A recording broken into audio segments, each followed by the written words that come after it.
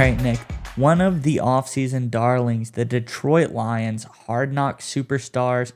A lot of really big time positive buzz around the Lions going into this season. It really feels like this could be a special year for Lions fans, a year that you're excited to finally go out and watch your team hit the field. A new inspiring head coach, a lot of stuff. And there's been even more inspiring praise about some key players on the Lions. And I know you have the story about that. But speaking of key players on the Lions, Nick, there's a couple of key new additions this offseason to the Lions, whether it's the free agency trade or the draft.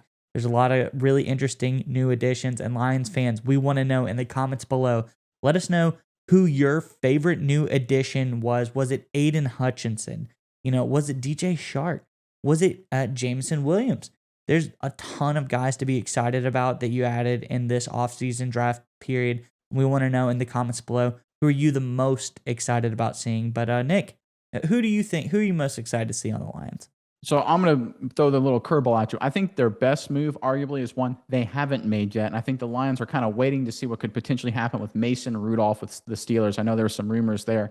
The Lions really need a good backup quarterback. They got rid of Doyle, brought in Sudfield, but they really need a better backup because Jared Goff has missed a few games last few years. He's gotten a little more fragile. So I'm thinking maybe one of their better moves is when they actually trade for a potentially better backup quarterback. But speaking of upgrades at the quarterback position and upgrades on offense, we got a good story here from InLive.com related to the Detroit Lions coaching staff and especially new offensive coordinator Ben Johnson. According to the report, Detroit Lions general manager Brad Holmes said he was, quote, all in and jacked to make Ben Johnson the team's offensive coordinator. Those glowing feelings haven't changed through the first training camp preseason with Johnson running the offense.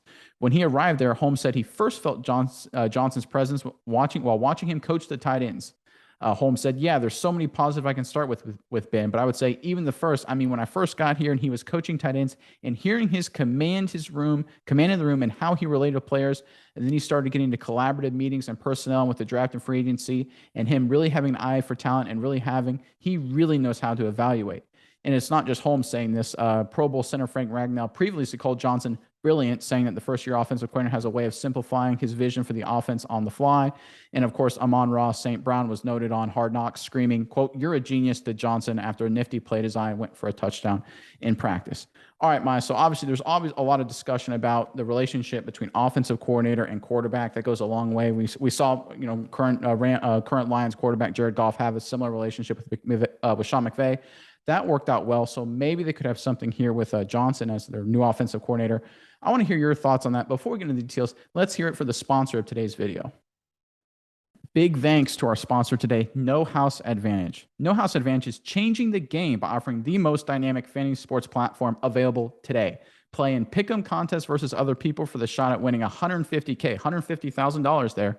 Plus, it's in cash. Download the app, choose a contest, select your player props, earn points for correct picks, and climb the leaderboard for your shot to win big money every single day.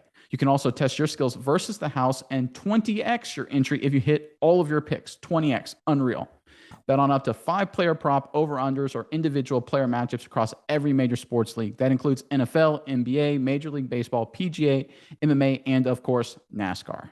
Yeah, that's right, Nick. Sign up now at nohouseadvantage.com or download the app on the App Store to get a first deposit match of up to $50. Make sure to check out No House Advantage today and experience daily fantasy sports redefined, because it's not just how you play, but it's also where you play. You won't want to miss out on this. All right, Nick, yes, big thanks to our sponsor for this video. We couldn't do it without you, but I think that the Lions probably couldn't do it without Ben Johnson on the offensive coordinator position. Because last year for Jared Goff, he was mediocre, I would say, and that's being generous. He didn't really grade very well. 19 touchdowns, 8 interceptions, not really blowing you out of the water there. But I think when you got a guy like Johnson in your offensive coordinator position, and you brought it up earlier in this video, Sean McVay, if you have a creative, offensive-minded coach, whether it's coordinator or head coach, and they can mesh with the quarterback, they're confident in their quarterback's ability to make the plays. They're confident in the receiver's ability to run the routes that they need. They're confident that they have an endless amount of anything they can dream up that the team can do. Something special happens. And you kind of saw that Sean McVay, whether it ended up working out or not, he did have a lot of confidence in Jared Goff. They were able to take that confidence all the way to the Super Bowl with Goff. So I feel if Johnson comes out here and he unloads his playbook, he uses that big offensive brain that he has to work Jared Goff the way that you know that you can get there on the back of Jared Goff if you have a really good supporting cast around him, like you do with the Lions. They've had a lot of key talent on this team.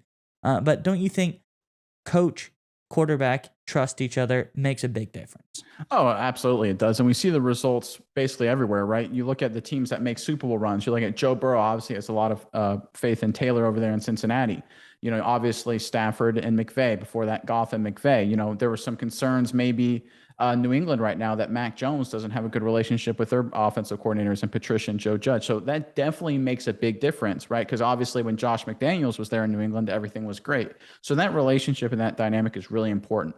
But a lot of that trust is built on success, right? You don't just get there and say, hey, we're best buds, so everything's going to work out great. There actually has to be a pattern of success there.